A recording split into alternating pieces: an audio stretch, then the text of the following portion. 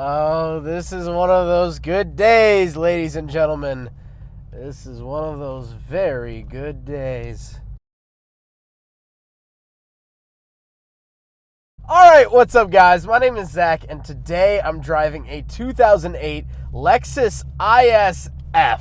Up front is a supercharged 5.0-liter V8, and down below is an 8-speed automatic transmission. Now, these cars did not come supercharged from the factory. The owner, Nick, has done a lot of work to this car to get it to the point where it is. So, normal ISFs, if you're looking for an ISF, it's not going to be supercharged. But this one is. So let's get into it. Up front is that 5.0-liter V8.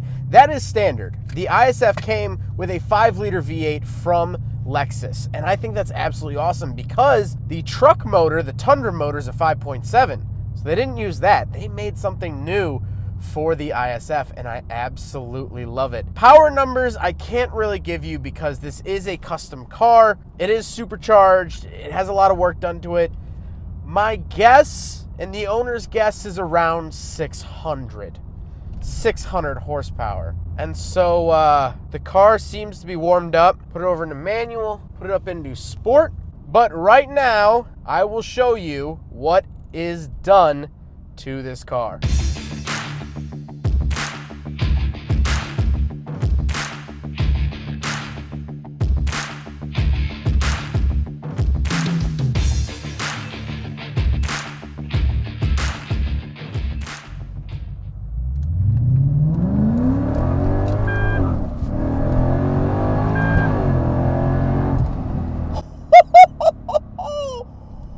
That was terrifying. Oh, I got tunnel vision. Oh, this thing shifts so quickly. We'll talk about that in a second, but man, the power is right there. Right there. You heard that little shift beep. Wow. I mean, it's so it doesn't feel like a Lexus. We'll talk about it. I'm messing up my words. We'll talk about how it doesn't feel like a Lexus at the end of the video, but this feels American.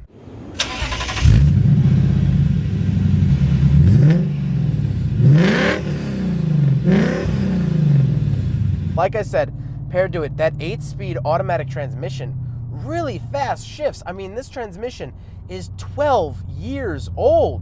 It's shifting that fast. That's insane to me. It's so quick. This is the stock transmission. Nothing's been done to the transmission. Last but not least, of course, the ISF is rear-wheel drive. So we'll talk about the interior. The interior is 90% all stock. I'll point out, I'll put a little disclaimer down at the bottom of the things that aren't stock, but for the most part, this is a pretty stock interior. So if you are looking at purchasing an ISF, this is pretty much what to expect. So in front of me, I have the pretty typical Lexus gauges. I absolutely love them. They have the blue lines. They're nice. They're subtle. They're simple. They're not overstated, and I love that. On the left is my speedometer with fuel at the bottom, and on the right is my tachometer with coolant temperature down at the bottom. And then, of course, I have a little digital readout in the center, as well as my odometer and things like that. I absolutely love it. It's very clean, simple, easy to read, and that's very Toyota to me. That's very simple and basic. On the steering wheel on the right, I have my phone options, voice commands, and display, and on the left, I have volume and track change and mode. Again, the steering wheel is very basic. In the new F-Sport vehicles from Lexus, the 2020s, they make this big rootin' tootin' deal about the F-Sport package. This literally just has an F at the bottom, and you really wouldn't notice or know what that was unless you know what it is. If you know, you know. That's the sort of thing, that's the sort of aura around this car, is that if you know, you know. And that's the exact story with the steering wheel. It's very simple, and I wouldn't have even noticed it if I didn't know I was in an F. I do have paddle shifters on the back of the steering wheel, and the plus and minus is actually in blue, which I love. I love that touch. It mimics the gauges.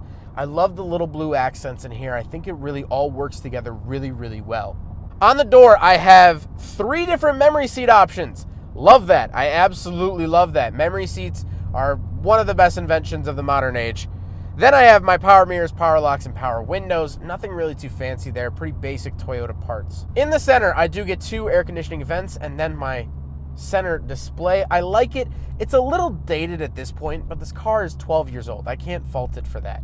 It is touchscreen. It's relatively responsive. It just looks older. It looks like I'm working with, Windows XP or something, as opposed to like, Vista or whatever's new. I don't even know what's new. Microsoft 10. Did I just date myself by saying Vista? But I do have my climate control options, which are sort of shared within that center screen. So I couldn't find the fan controls for the longest time. The fan controls are in the screen, but the actual temperature, auto, off, heated mirrors, things like that are actually in buttons. I like that a lot. I like the buttons. I'm not a big fan of having it in the screen, but beggars can't be choosers. Down below that, I have more radio options. I have my disc options, aux.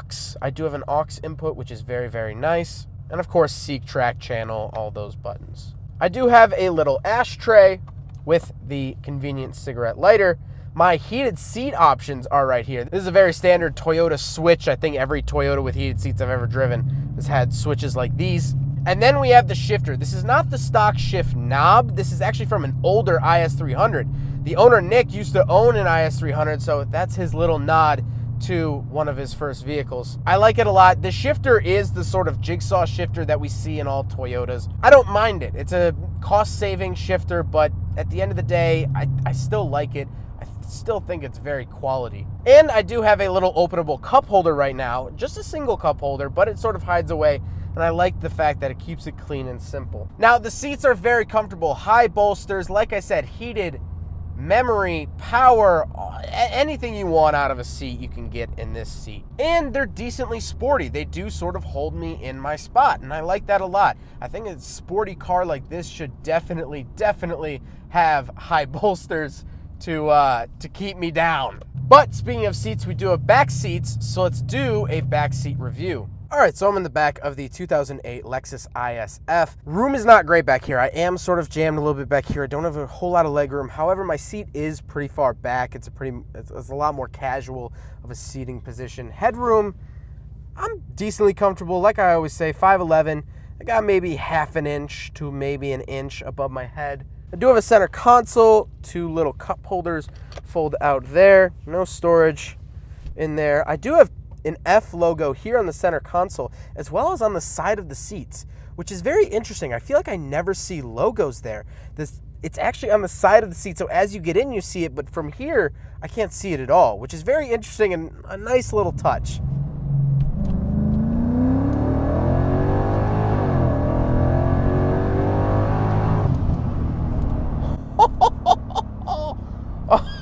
Oh, wow. I mean, now we have to talk about the looks. I like how understated this car is. These are not the factory wheels.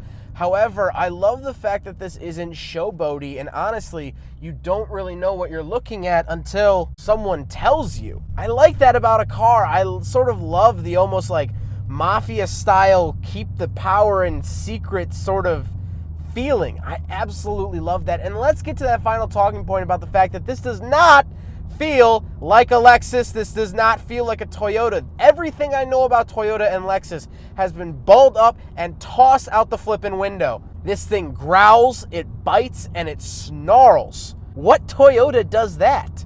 This car just, man, it's a wolf in sheep's clothing. It really, truly is, in every aspect of that term. I love the way it drives. I love the way it feels. And yes, this one is supercharged. And as a car reviewer, it's my duty to find the most stock, best version of a car so I can give you quality buying advice. But when I found this supercharged one, my inner 8-year-old screamed and said, "You have to film it." So you could see which part of me won that battle. But getting away from the supercharger, even just a 5-liter V8 in a Lexus, that's amazing. It's so fun. I'm comfortable. I have the AC on. It's a bajillion degrees outside today. I filmed a car earlier today, and I'm going to have to edit around the fact that I have beads of sweat raining down on me.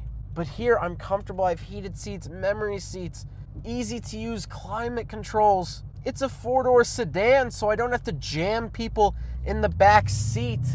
This is an adult car, but I think that's where the ISF went wrong. The ISF was only made from 2007 until 2014, only a 7-year life, and never got a second generation. And I think it's because, who are they supposed to sell these to? I'm 22 years old. I don't have nearly the money for this car. And someone who's of age to buy this car, or at least brand new. Brand new, this was $65,000 12 years ago. I'll adjust it for inflation. $65,000, we're talking an older crowd for sure, someone who's spent more time on this earth and has more money. But why would they want a big, lopey, throaty V8?